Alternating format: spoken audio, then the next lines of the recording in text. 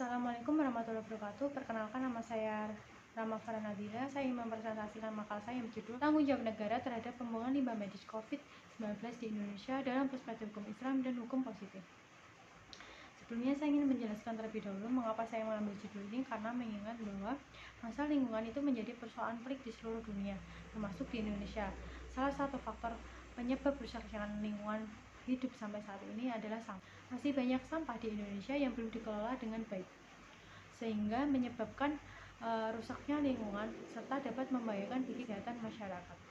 Ditambah lagi, untuk saat ini terdapat wabah COVID-19 yang pasti akan menimbulkan kenaikan sampah dibanding dengan hari biasanya, yang berupa sampah medis seperti APD, sarung tangan, masker, dan lain sebagainya. Untuk mengenai limbah sendiri, berdasarkan ketentuan pasal 1 angka 20 Undang-Undang Nomor 32 Tahun 2009 adalah sisa suatu usaha dan atau kegiatan. Sedangkan limbah medis adalah segala jenis sampah yang mengandung bahan infeksius atau bahan yang berpotensi infeksius. Biasanya berasal dari fasilitas kesehatan seperti tempat praktek dokter, rumah sakit, dan lain sebagainya. Sedangkan limbah COVID-19 ini merupakan kategori limbah B3, yang mana limbah B3 adalah limbah bahan berbahaya dan beracun karena mengandung bahan infeksius. Sehingga jika limbah COVID-19 ini yang langsung dibuang begitu saja tanpa adanya pengelolaan terlebih dahulu, maka dapat menimbulkan bahaya terhadap lingkungan dan kesehatan manusia serta makhluk hidup lainnya. Namun, permasalahannya saat ini terdapat limbah medis COVID yang dibuang begitu saja di tempat pembuangan akhir. Dengan hal ini berarti bahwa limbah COVID itu dibuang begitu saja tanpa melalui pengelolaan limbah yang baik dan benar. Berdasarkan hal ini berarti bahwa banyak warga yang dirugikan. Selain dapat merusak lingkungan, tetapi juga dapat membahayakan bagi kesehatan warga atau masyarakat sekitarnya. Selain itu juga dapat menjadi klaster penyebaran virus COVID-19. Padahal di dalam konstitusi sendiri itu memberikan hak atas lingkungan yang sehat untuk warga negaranya, yang mana diatur di dalam pasal 28H ayat 1 Undang-Undang Dasar 1945 yang berbunyi, setiap orang itu berhak untuk hidup sejahtera, lahir dan batin, bertempat tinggal, dan mendapatkan lingkungan hidup yang baik dan sehat, serta berhak memperoleh pelayanan kesehatan. Berdasarkan hal ini, maka kita tahu bahwa pemerintah itu memiliki kewajiban untuk menjamin hak-hak masyarakat tersebut atau hak-hak warga negaranya, sehingga dapat disimpulkan bahwa negara itu memiliki tanggung jawab. Tanggung jawab ini diatur di dalam pasal 2 Undang-Undang Nomor 32 Tahun 2009, yang mana yang pertama itu negara menjamin pemanfaatan sumber daya alam yang mana akan memberikan manfaatnya sebesar-besarnya bagi kesejahteraan dan mutu hidup masyarakat, baik generasi masa kini maupun masa depan. Dan yang kedua, negara itu menjamin hak warga negara atas lingkungan hidup yang baik dan sehat. Dan yang ketiga, negara itu mencegah dilakukannya kegiatan pemanfaatan sumber daya alam yang mana itu dapat menimbulkan penyemaran dan atau kerusakan lingkungan hidup.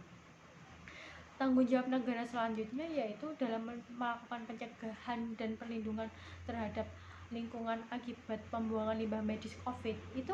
Hal ini tuh diatur di dalam pasal 4 Undang-Undang Nomor 32 Tahun 2009, yang mana negara itu melakukan pencegahan, pemanfaatan, pengendalian, pemeliharaan, pengawasan, dan penegakan hukum.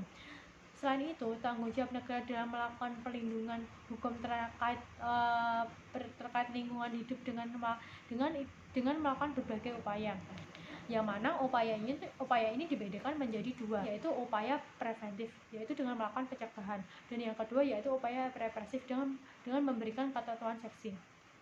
Untuk upaya preventif sendiri yaitu yang dilakukan oleh negara, yaitu yang pertama memberikan pedoman pengelolaan limbah rumah sakit rujukan, rumah sakit darurat, dan puskesmas yang menangani pasien COVID.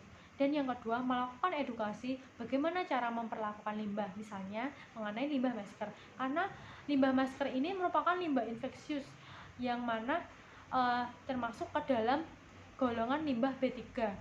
Dan yang ketiga yaitu menyediakan petugas khusus mengambil limbah masker dengan cara yang khusus. Dan yang keempat yaitu pemerintah dengan melakukan pembangunan 32 fasilitas pemusnahan limbah B3 medis di 2020 sampai 2024. Dan yang terakhir, pemerintah itu dengan mengeluarkan surat edaran Menteri Lingkungan Hidup dan Kehutanan, yang mana SE-2-MNLHK-PSLB3-PLB-3-3 tahun 2020 tentang pengelolaan limbah infeksius atau limbah B3 dan sampah rumah tangga dari penanganan coronavirus disease, serta surat Menteri Lingkungan Hidup dan Kehutanan nomor S-167/MNLHK-PSLB3-PLB-3-2020 tentang pengelolaan limbah B3 medis dan fasilitas pelayanan kesehatan darurat COVID-19. Peraturan ini untuk memberikan ketentuan serta penjelasan mengenai pengelolaan limbah COVID-19 yang baik dan benar, agar tidak membahayakan untuk manusia serta tidak dibuang begitu saja yang menyebabkan pencemaran lingkungan. Selanjutnya, mengenai upaya preventif negara, yaitu dengan memberikan ketentuan sanksi, yang mana hal ini diatur di dalam pasal 40 ayat 1 Undang-Undang Nomor 18 Tahun 2008 tentang pengelolaan sampah. Apabila sengaja melakukan kegiatan pengelolaan sampah dengan tidak memperhatikan norma, standar, prosedur, serta dapat mengakibatkan gangguan kesehatan masyarakat, gangguan keamanan, pencemaran lingkungan, dan atau perusakan lingkungan, itu diancam denda pidana penjara paling lama 10 tahun serta denda sebanyak 5 miliar. Selain itu juga di dalam pasal 60 Undang-Undang Nomor 32, setiap orang yang melakukan dumping limbah dan atau bahan ke media lingkungan hidup tanpa izin itu dipidana dengan pidana penjara paling lama itu 3 tahun dan denda itu paling banyak 3 miliar. Selanjutnya dengan ketentuan pasal 12 Undang-Undang Nomor 18 Tahun 2020 tentang pengelolaan limbah medis fasilitas pelayanan kesehatan berbasis wilayah mengenai tanggung jawab pemerintah pusat itu bertanggung jawab menyusun kebijakan nasional dan norma standar pedoman dan kriteria di bidang pengelolaan limbah medis fasilitas pelayanan kesehatan. Sedangkan di dalam ketentuan pasal 13 itu pelayanan kesehatan di wilayah itu pemerintah daerah bertanggung jawab menyediakan lahan untuk pelaksanaan pengelolaan limbah medis fasilitas pelayanan kesehatan berbasis wilayah.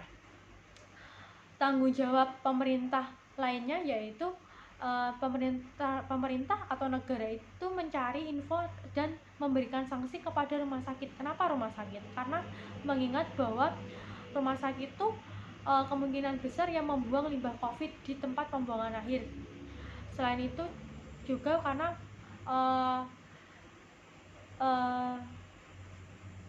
karena limbah COVID itu tidak jauh yang dari namanya rumah sakit, dan dengan hal ini pemerintah meminta pertanggungjawaban kepada pihak rumah sakit yang telah membuang limbah COVID dengan berupa hukuman dan atau sanksi. Tanggung jawab negara terhadap limbah COVID-19 dalam perspektif hukum Islam.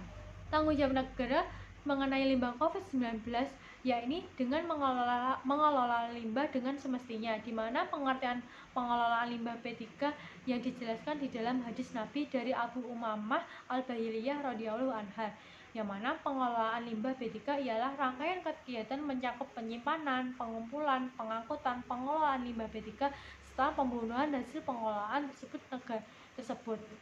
Sehingga negara bertanggung jawab untuk mengelola limbah karena negara itu merupakan khalifah. Ini yang artinya bahwa ingat ketika Tuhanmu berfirman kepada para malaikat, sesungguhnya aku hendak menjadi seorang khalifah di muka bumi. Maka mereka tuh bertanya, mengapa engkau hendak menjadikan khalifah di muka bumi itu orang yang akan membuat kerusakan padanya dan menumpahkan darah. Quran surat Al-Baqarah ayat 30 ini itu memberikan amanat kepada negara untuk bertanggung jawab menjaga lingkungan dan mengolah limbah COVID agar tidak dibuang sembarangan karena berdampak banyak negatif terhadap masyarakat.